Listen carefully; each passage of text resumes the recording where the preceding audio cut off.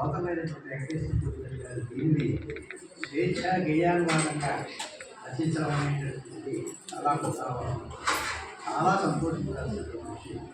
ఎందుకంటే నాకు అతి ముఖ్యమైనటువంటి గ్రంథం మొట్టమొదట నేను 18 సంవత్సరంలోనే వివేక్ పురాణ గ్రంథాన్ని నేను కొనుక్కుని ఇది కాదనుకోండి మూలాన్ని కొనుక్కొని పాండవ వారిలో ఉండేటటువంటి ఆ కాలకాన్ని చదివేది.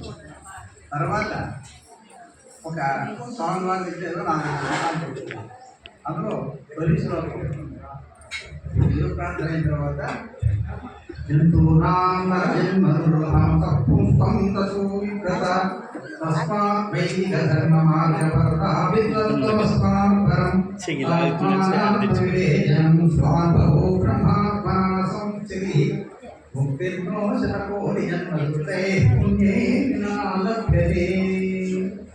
అని తెలుసు. ముక్తి అనేటువంటిది శతకోటి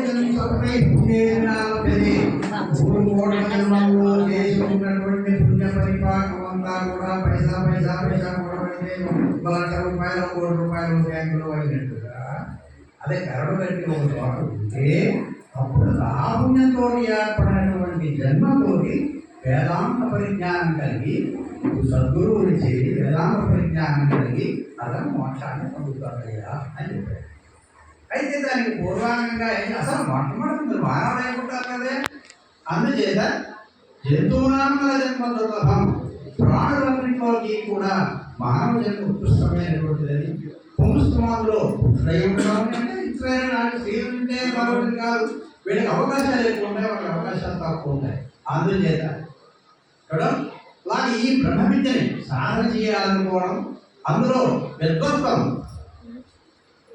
పాండిత్యాన్ని పొందడం, పూర్తిగా చదువుకోవడం, అక్షరం పూర్తిగా చదువుకోవడం అనేటువంటి నిస్సందేహంగా చదువుకోవడం జరిగిన తర్వాత బ్రహ్మాత్మనా సంస్థితి బ్రహ్మవేదేవో తత్వశీవాటి చేత బ్రహ్మాకార స్థితిని పొందడం అనేటువంటిది వచ్చిన తర్వాత అప్పుడు మోక్షం అనేది వస్తుంది. ఆ మోక్షానికి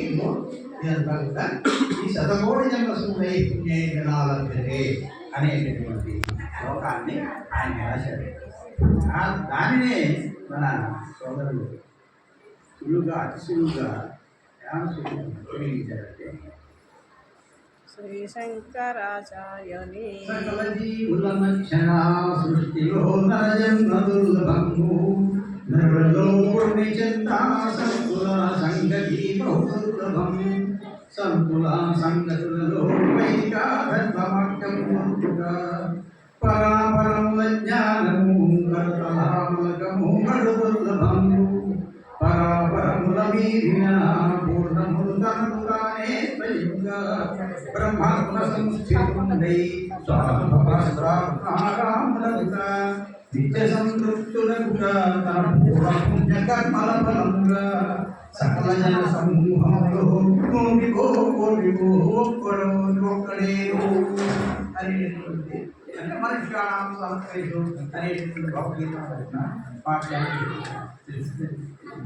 అలాగా అనేక జన్మల్లో చేసినటువంటి శుభమైనటువంటిది ఒక సంవత్సరానికి వచ్చినటువంటి జన్మ వలన ఇటువంటి బ్రహ్మాత్మ సంస్థితి అనేటటువంటిది కలుగుతుంది అని ఆచార్యులు రాశారు. దానికి సరళమైనటువంటి వేదితో చక్కగా అందరికీ అర్థం శ్లోకం చూస్తే అది సామాన్యంగా ఎవరికి బాగుండదు, దానికి అర్థం చెప్తే తప్ప ఎవరికి అర్థం కాదు. అందుచేత అంతా ఈ గ్రంథాన్ని ఇంతకాలానికి మేము చదువుకున్నటువంటి ఇంతగా ఇప్పటిగా నేను 18 సంవత్సరాలు చదువుకున్నటువంటి గ్రంథాన్ని ఇంతకాలానికి 75 క్లాస్లో ఉన్నాను నేను.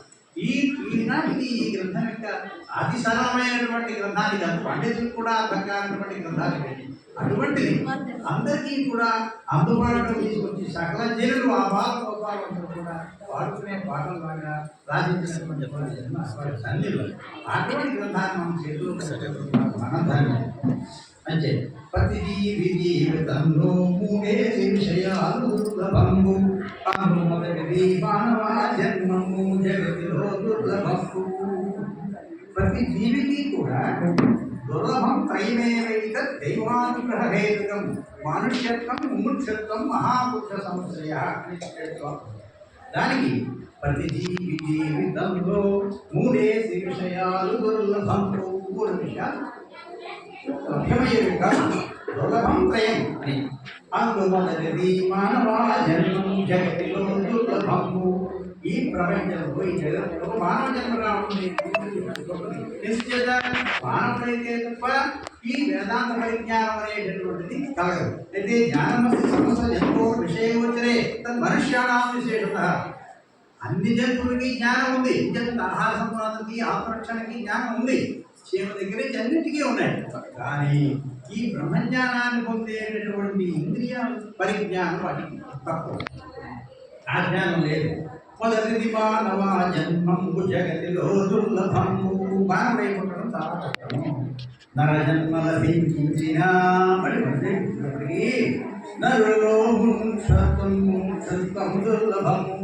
మోక్షాపేక్షగా కనుకుంటే సాధన చతుష్టయ సంపత్తి కలిగి అందులో నాగోదైనటువంటి ముముక్షత్వం అనేటటువంటిది, ఆ కోరిక కాగలం అనేటటువంటిది ఏదైతే అది చాలా కష్టం అండి. అనేకులు ఉన్నారు. కోటాను మంది జీవులు ఉన్నారు. మా ప్రాణం మానవులు ఉన్నారు. అందరికీ మోక్షాపేక్ష కలుగుతుందా? లేదు కదా.